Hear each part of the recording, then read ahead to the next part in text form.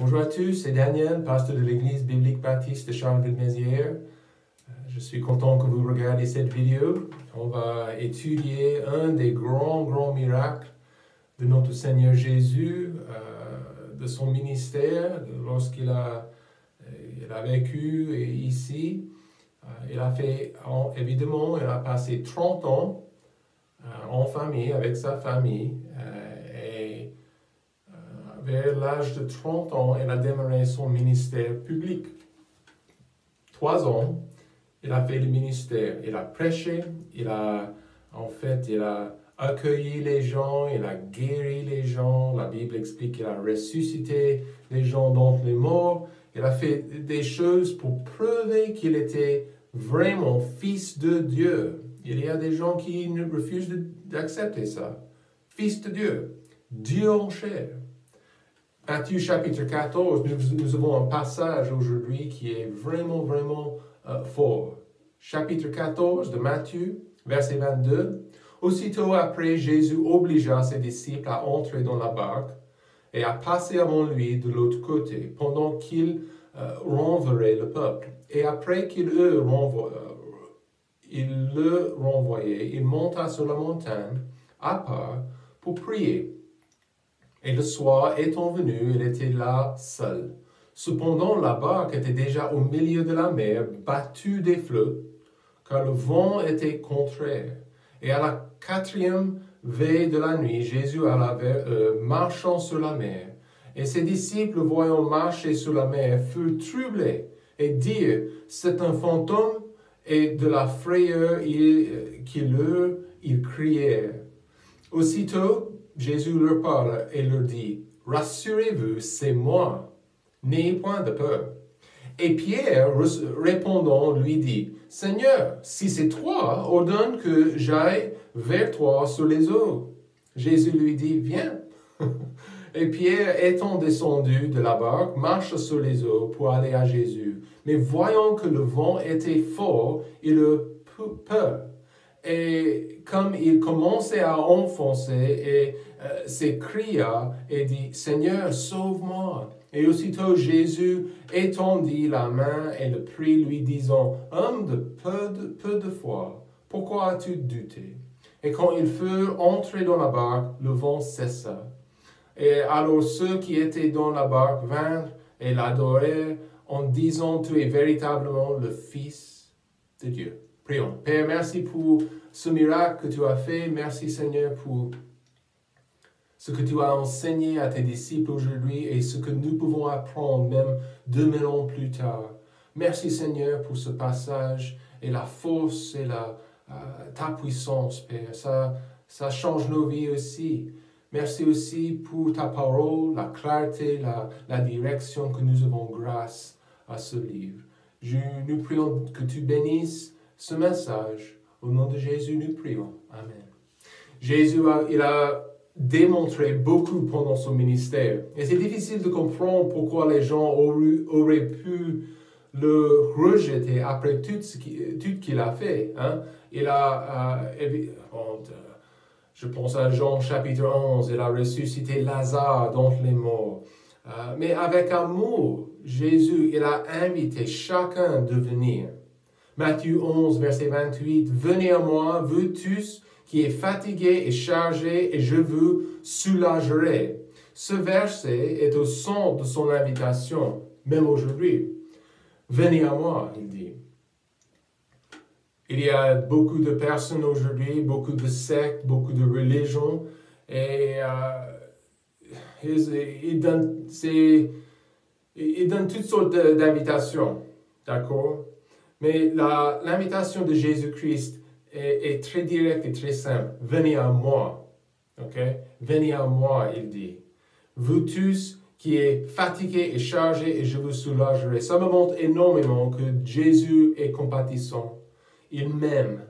Et c'est lui seul qui peut pardonner. Pour le pécheur qui va, lui, il le pardonne. Pour l'enfant qui porte des fardeaux, Jésus veut les porter. Il veut nous montrer qu'il est plus grand que nos problèmes. Il est plus grand que vos fardeaux. Ça, c'est une certitude aujourd'hui. Notre Seigneur et Sauveur, il est plus grand que tous. Je ne crois pas que personne ne puisse les porter toute seule. C'est comme ça dans votre vie. Peut-être vous regardez cette vidéo et vous êtes en train de porter quelque chose dans votre vie qui est trop lourd pour vous. J'ai des bonnes nouvelles aujourd'hui. Il y a un homme sur l'eau, sur les eaux.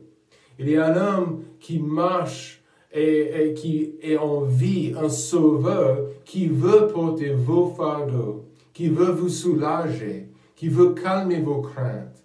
Et c'est seulement, uniquement en Jésus-Christ. J'ai besoin de ça parce que je suis comme tout le monde. Il y a des fardeaux, il y a des difficultés, il y a des choses dans cette vie qui sont impossibles à supporter. Mais on doit s'avancer. Et la bonne chose, je ne m'avance pas toute seule. Grâce à ma conversion, grâce au moment quand j'ai accepté Christ comme sauveur personnel, c'était lui qui a pris mes fardeaux. C'était lui qui m'a donné tout le nécessaire pour ma vie. Des fois, on essaie de le faire, on essaie de les porter, on essaie de s'avancer toute seule. C'était 1985 ou 6, quelque part là. Mon papa, il a acheté un petit truc, ces petits gants, ok? Ces petits gants gonflables, d'accord? Et on les a gonflés, on fait de la boxe à la maison, on avait un truc avec une image de Rocky Balboa, je pense, et c'était quand ils ont tourné le film Rocky 4 ou quelque chose. Et en fait, on avait gonflé les gants, on a joué contre le petit machin gonflable. Mais au fur et à mesure, mon papa, il a dit, on va faire de la boxe un petit peu. Et j'ai commencé à jouer avec mon père, j'ai même toujours... j'ai une photo de ça. Ma mère l'a pris quand j'ai commencé à attaquer mon papa. Mais une chose que je me souviens de cet épisode, d'accord? Mon papa, il n'avait pas de pitié. Il m'a battu 1 ou 2 fois. Oh là là, je n'étais pas content. J'ai essayé de le chercher, mais une chose que j'ai appris. Il était plus grand. Je n'avais que 10 ans même. Papa était plus grand et plus fort que moi. Tout de suite, j'étais au courant. À 10 ans, je savais que papa était plus grand et plus fort que moi. Et vous savez, aujourd'hui, c'est exactement comme ça avec notre Dieu. Et c'est important pour nous, comme des enfants de Dieu, de comprendre ça. Cette vérité, notre papa, notre Père Céleste, notre Seigneur, notre Sauveur, il est plus grand que nous. Honnêtement, cette histoire, ce passage, Jésus en train de marcher sur les eaux. Imaginez de voir un homme en train de marcher sur l'océan Atlantique ou une grande mer aujourd'hui, ça serait incroyable. Mais c'était exactement ce que Jésus a fait. Et ça nous montre aujourd'hui, en 2020, ce que Jésus peut faire dans nos vies. Il n'est pas limité. Il n'est pas... qu'est-ce que vous voulez qu'il fasse? Donc, ne soyez pas ridicule. Ne me dites pas que vous voulez 1 million d'euros. Ah, d'accord, ça c'est une autre chose. Non. Jésus n'est pas là pour nous enrichir, mais il est là pour nous donner une vie nouvelle, une vie à l'intérieur qui est à l'aise, en paix, remplie de joie. Dieu, il veut faire ça pour nous. Comment est-ce que vous voulez qu'il agisse dans votre vie? Vous avez une réponse, ça je sais bien. Mais qu'est-ce qu'il peut faire? Tout. Tout. Si vous donnez la priorité de Jésus, si vous lui donnez la première place dans votre vie, vous allez voir exactement ce que Jésus-Christ peut faire dans votre vie. Cette histoire, cet épisode avec Pierre et les disciples dans la barque, c'est une histoire de sa puissance. qui peut calmer les vagues, qui peut calmer les craintes, qui peut marcher sur les eaux. C'est une histoire de foi aussi, ou notre manque de foi aussi. C'est clair que nous ne pouvons rien faire sans Dieu. Ne tentez pas à faire quelque chose dans votre vie personnelle sans Dieu. Vous avez besoin de lui. Je veux que vous ayez une grande confiance en lui. Soyez encouragés aujourd'hui. C'est très, très, très important pour nous aujourd'hui de lui faire confiance. On ne peut pas le faire toute seule.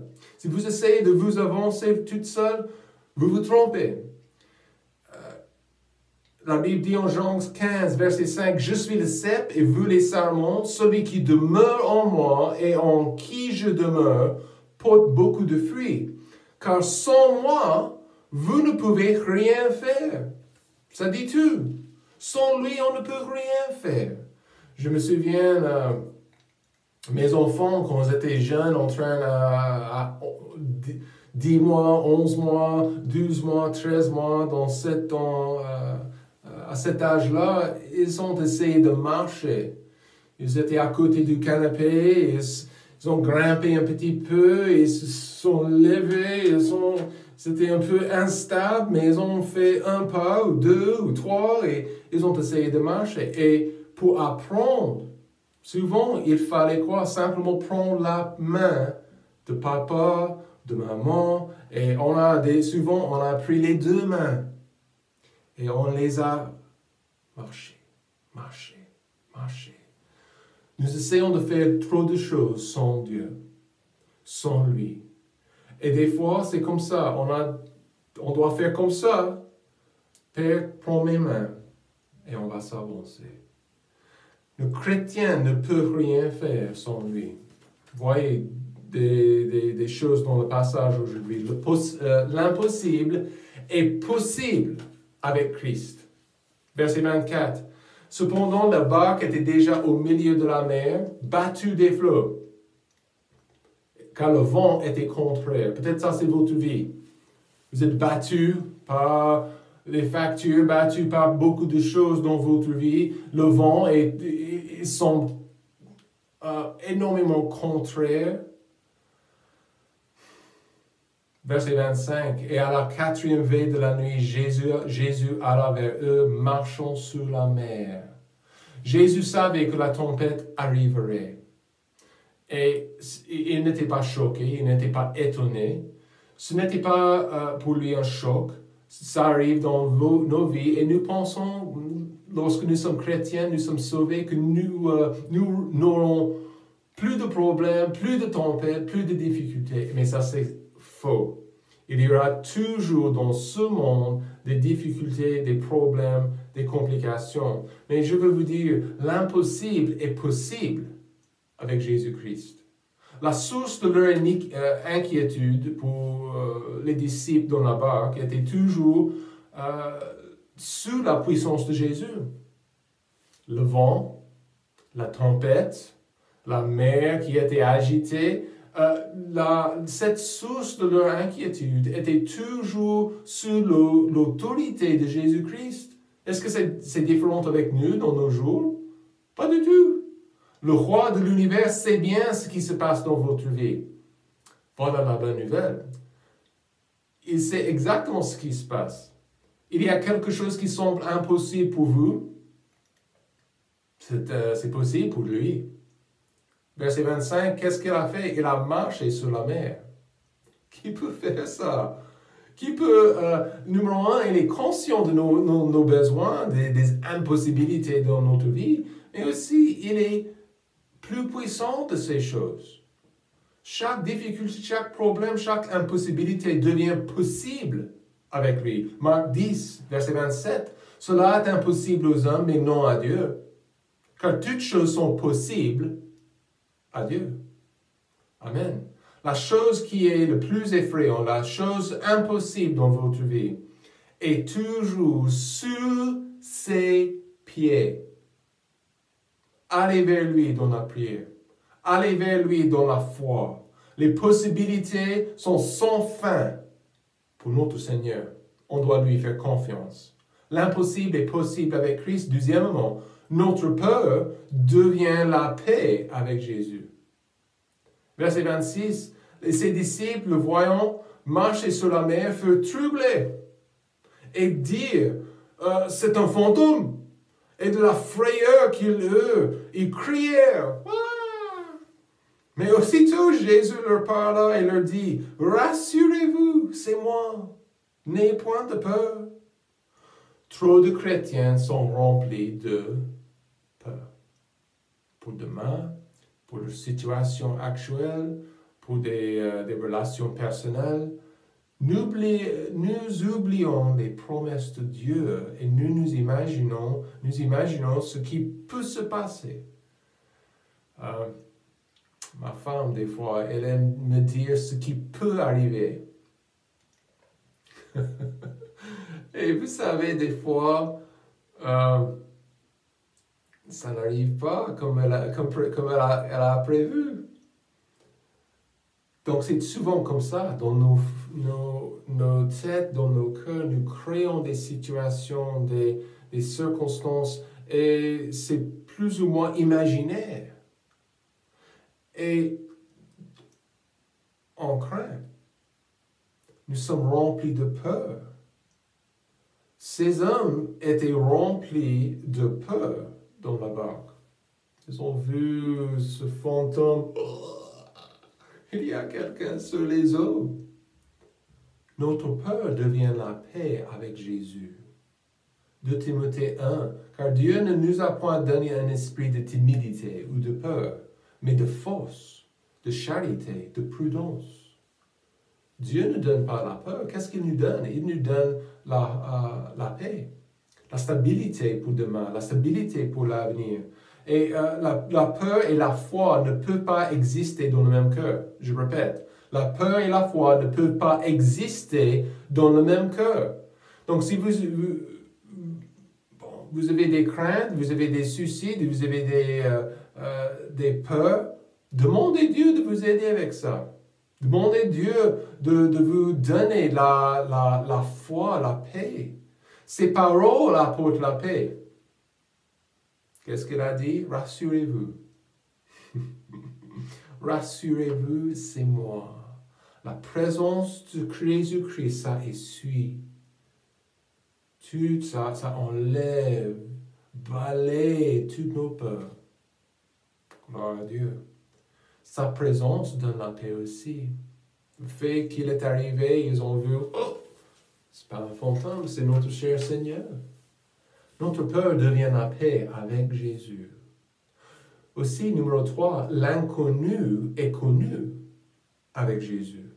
Verset 28, et Pierre répondant lui dit, Seigneur, si c'est toi, ordonne que j'aille vers toi sur les eaux. Oh! Maintenant, Pierre, il veut marcher sur les eaux aussi, si c'est vraiment Christ. 29, Jésus lui dit, viens. Aussi simple que ça, viens. Et Pierre, étant descendu de la barque, marche sur les eaux pour aller à Jésus. Très, très cool. Pierre, la seule personne à part Christ qui a marché sur les eaux. Au début, on ne peut pas critiquer Pierre. Il semble bizarre nous lisons la fin de cette histoire, le fait qu'il est descendu dans les eaux, il a crié, mais c'était lui seul qui est sorti. C'était lui tout seul qui est descendu de la barque. C'était une foi, c'était sa foi. De faire quelque chose, et ça me touche aussi. Dans ma vie, je veux faire quelque chose extraordinaire pour Jésus-Christ. Je pense à ma vie et ce que j'ai fait dans ma vie, et j'ai 44 ans. Je veux que le Seigneur me donne beaucoup plus d'occasions de porter du fruit pour lui, de faire des choses importantes pour l'éternité et pour le royaume de Dieu. Ça, c'est mon envie et j'espère que c'est votre envie aussi. Mais c'est intéressant, l'inconnu est connu avec Christ. Évidemment, on ne peut pas connaître l'avenir, on ne peut pas savoir ce qui va arriver dans nos vies. Mais ces choses inconnues dans nos vies deviennent plus claires et plus concrètes avec Jésus-Christ devant nous. Et si Dieu vous dirige à faire quelque chose, s'il vous plaît, je veux vous dire, soyez obéissants. Soyez obéissants. L'inconnu est connu avec Christ. Qu'est-ce qu'il veut que vous fassiez? Obéissez. Obéissez. Quatrième, nos doutes deviennent la foi avec Christ en vous. Verset 30. Pierre, il a entendu le mot « viens » et il est venu. Verset 30. Mais voyant que le vent était fort, il eut peur. Et comme il commençait à enfoncer, il s'écria et dit « Seigneur, sauve-moi !» Et aussitôt Jésus étendit la main et le prit, lui disant « Homme de peu de foi !» C'était plus que les autres disciples dans la barque, n'est-ce pas? « Pourquoi as-tu douté ?» Il a demandé. « Pourquoi tu as douté ?» Au début, Pierre, il était très, très impulsif. Il avait envie de faire quelque chose. Et j'adore cette mentalité, cet esprit. Hein? Mais aussitôt qu'il a marché un pas, 2 pas, 3 pas, on ne sait pas du tout combien de pas, mais il a marché, il s'est avancé vers le Seigneur. Mais il y avait un certain moment pour lui, quand il a, verset 30, voyant que le vent était fort, il eut peur.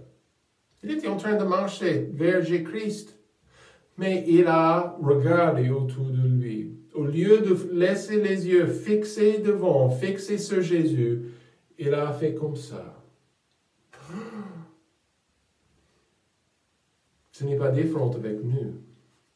Nous doutons parce que nous regardons ici, et nous regardons là, et nous regardons ce qui peut arriver, et nous pensons à ce qui peut se passer dans ma vie, au lieu de faire comme ça.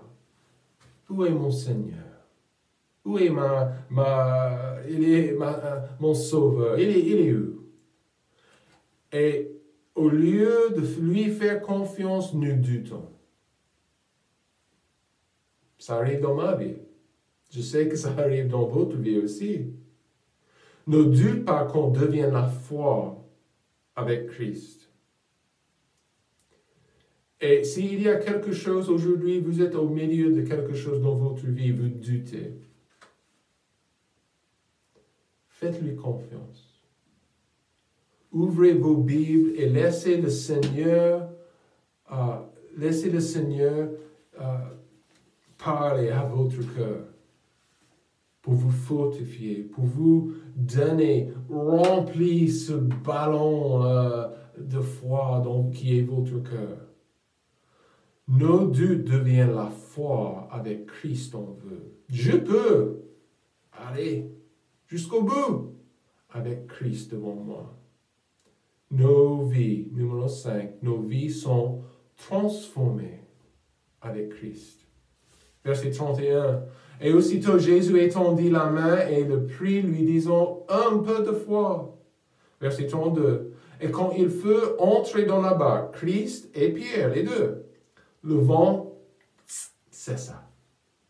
Alors ceux qui étaient dans la barque vinrent et l'adorèrent en disant tu es véritablement le Fils de Dieu. Transformé. Imaginez d'être un des disciples en train de regarder cette affaire et cet épisode avec Pierre, avec Jésus sur les eaux. Ensuite, il revient dans la barque et hop, calme. Calme. Plus de vent, plus de vagues, plus d'agitation des eaux. Nos vies sont changées quand nous avons une bonne image, nous avons une bonne vue de notre Seigneur. Nos vies sont transformées quand nous savons, nous comprenons ce qu'il peut faire. En plus, nos vies sont transformées quand nous comprenons qui il est. Tu es véritablement le Fils de Dieu. Aujourd'hui, nous n'allons pas au ciel grâce à nos efforts et grâce à nous-mêmes. Nous allons au ciel grâce au Fils de Dieu. Il est le seul sauveur. Aujourd'hui, si vous doutez, si vous êtes rempli de peur, de crainte, vous avez des impossibilités dans votre vie, faites-lui confiance. Vous ne pouvez pas le faire toute seule. Vous avez besoin de lui. N'oubliez jamais ça. Vous avez besoin de lui. Ésaïe 43, verset 2. Quand tu traverseras les eaux, je serai avec toi. Et les fleuves, ils ne te submergeront point. Ça dit tout. Ça dit tout. Aujourd'hui, faites-lui confiance. On ne peut rien faire sans lui. Que Dieu vous bénisse. Vous êtes dans nos prières. Passez une bonne journée.